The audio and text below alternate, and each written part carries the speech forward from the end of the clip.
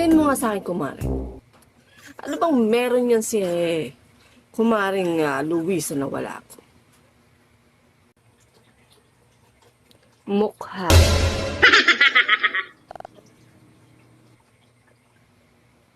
Huh?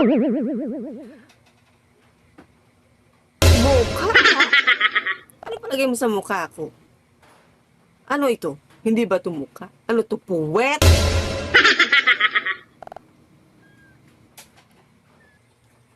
Ang ibig ko sabihin, yung mukhang maayos. Ang palagay mo ako hindi maayos. Aba. What I mean is mukhang maayos. So ano ba sabihin? Ang gusto kong sabihin sa'yo, tingnan mo nga yung itsura mo at itsura niya. Magkalayo.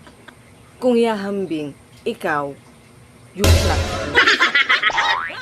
Maganda siya sa kaysa sa akin.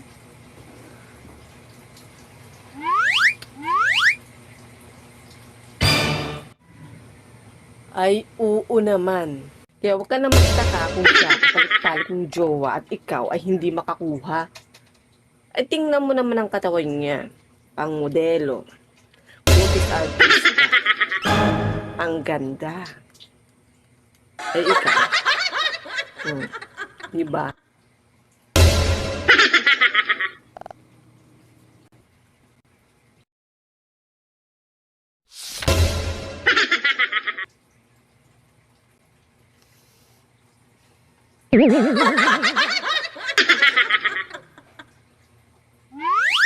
Okay, alam ko na mas maganda nga siya kaysa sa akin. O sige, sabon na tayo ng kape. Ay, ano kung naman kumari? Ano ba? Just be you. Yan ang ibinigay sa'yo ng Panginoon. Kaya mahalin mo.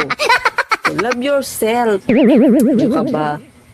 Kumbaga, parang ang isang endangered species.